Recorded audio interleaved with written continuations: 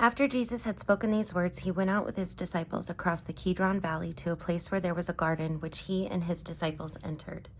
Now Judas, who betrayed him, also knew the place because Jesus often met there with his disciples. So Judas brought a detachment of soldiers together with police from the chief priests and the Pharisees, and they came with lanterns and torches and weapons. Then Jesus, knowing all that was to happen to him, came forward and asked them, "Whom are you looking for?" They answered him, "Jesus of Nazareth." Jesus replied, "I am he." Judas, who betrayed him, was standing with them. When Jesus said to them, "I am he," they stepped back and fell to the ground. Again he asked them, "Whom are you looking for?" And they said, "Jesus of Nazareth." Jesus answered, "I told you that I am he. So if you are looking for me, let these men go." This was to fulfill the word that he had spoken, "I did not lose a single one of those whom you gave me." Then Simon Peter, who had a sword, drew it, struck the high priest's slave, and cut off his ear. The slave's name was Malchus. Jesus said to Peter, "Put your sword back into its sheath. Am I not to drink the cup that the Father has given me?" So the soldiers, their officer, and the Jewish police arrested Jesus and bound him. First they took him to Ananias, who was the father-in-law of Caiaphas, the high priest that year. Caiaphas was the one who had advised the Jews that it was better to have one person die for the people.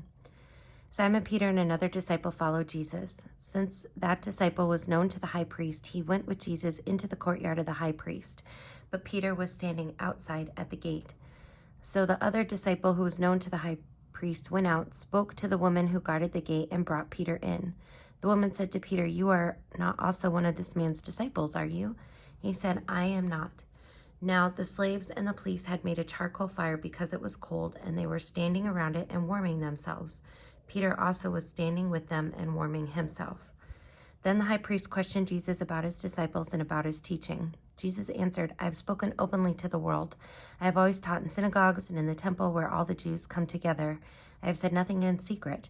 Why do you ask me? Ask those who heard what I said to them. They know what I said." When he had said this, one of the police standing nearby struck Jesus on the face, saying, "Is that how you answer the high priest?" Jesus answered, "If I have spoken wrongly, testify to the wrong. But if I have spoken rightly, why do you strike me?" Then Ananias sent him bound to Caiaphas, the high priest. Now Simon Peter was standing and warming himself. They asked him, "You are not also one of his disciples, are you?" He denied it and said, "I am not." One of the slaves of the high priest, a relative of the man whose ear Peter had cut off, asked, "Did I not see you in the garden with him?" Again Peter denied it, and at that moment the cock crowed. Then they took Jesus from Caiaphas to Pilate's headquarters. It was early in the morning. They themselves did not enter the headquarters so as to avoid ritual defilement and to be able to eat the Passover. So Pilate went out to them and said, "What accusation do you bring against this man?" They answered, "If this man were not a criminal, we would not have handed him over to you." Pilate said to them, "Take him yourselves and judge him according to your law." The Jews replied, "We are not permitted to put anyone to death." This was to fulfill what Jesus had said when he indicated the kind of death he was to die. Then Pilate entered the headquarters again, summoned Jesus, and asked him, "Are you the king of the Jews?" Jesus answered, "Do you ask this on your own, or did others tell you about me?" Pilate replied, "I am not a Jew, am I? Your own nation and the chief priests have handed you over to me. What have you done?" Jesus answered, "My kingdom is not from this world. If my kingdom were from this world, my followers would be fighting to keep me from being handed over to the Jews. But as it is, my kingdom is not from here." Pilate asked him, "So you are a king?" Jesus answered, "You say that I am a king. For this I was born, and for this I came into the world, to testify to the truth. Everyone who belongs to the truth listens to my voice." Pilate asked him, "What is truth?" After he said this, he went out to the Jews again and told them, "I find no case against him, but you have a custom that I release someone for you at the Passover. Do you want me to release for you the king of the Jews?" They shouted in reply, "Not this man, but Barabbas." Now Barabbas was a bandit. Then Pilate took Jesus and had him flogged, and the soldiers wove a crown of thorns and put it on his head, and they dressed him in a purple robe. They kept coming up to him, saying, "Hail, King of the Jews," and striking him on the face. Pilate went out again and said to them, "Look, I am bringing him out to you to let you know that I find no case against him." So Jesus came out wearing the crown of thorns and the purple robe. Pilate said to them, "Here is the man." When the chief priests and the police saw him, they shouted, "Crucify him, crucify him." Pilate said to them, "Take him yourselves and crucify him. I find no case against him." The Jews answered him, "We have a law, and according to that law, he ought to die because he is claimed to be the Son of God." Now when Pilate heard this, he was more afraid than ever. He entered his headquarters again and asked Jesus, "Where are you from?" But Jesus gave him no answer. Pilate therefore said to him, "Do you refuse to speak to me? Do you not know that I have power to release you and power to crucify you?" Jesus answered him, "You would have no power over me unless it had been given you from above. Therefore the one who handed me over to you is guilty of a greater sin." From then on, Pilate tried to release him, but the Jews cried out, "If you release this man, you are no friend of the emperor. And if everyone who claims to be a king sets himself against the emperor."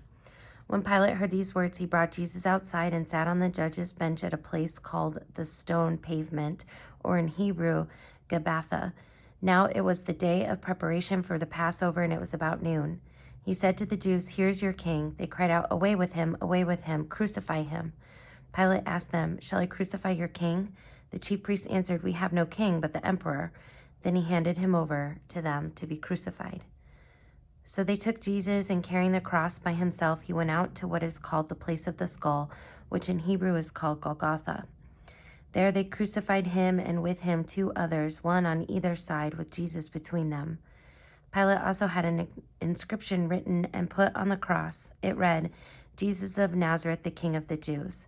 Many of the Jews read this inscription because the place where Jesus was crucified was near the city, and it was written in Hebrew, in Latin, and in Greek. Then the chief priests of the Jews said to Pilate, "Do not write the King of the Jews, but this man said, 'I am the King of the Jews.'" Pilate answered, "What I have written, I have written."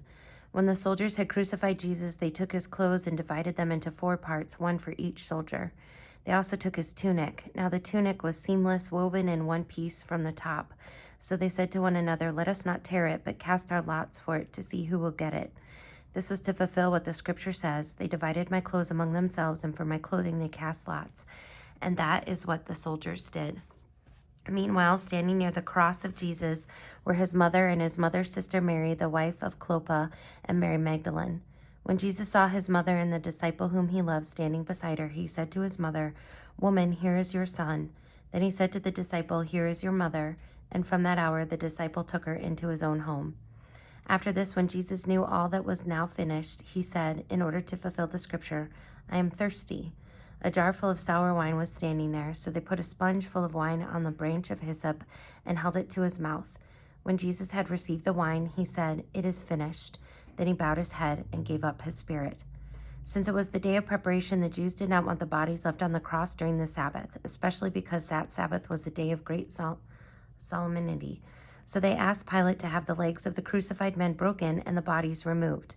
Then the soldiers came and broke the legs of the first and of the other who had been crucified with him. But when they came to Jesus and saw that he was already dead, they did not break his legs.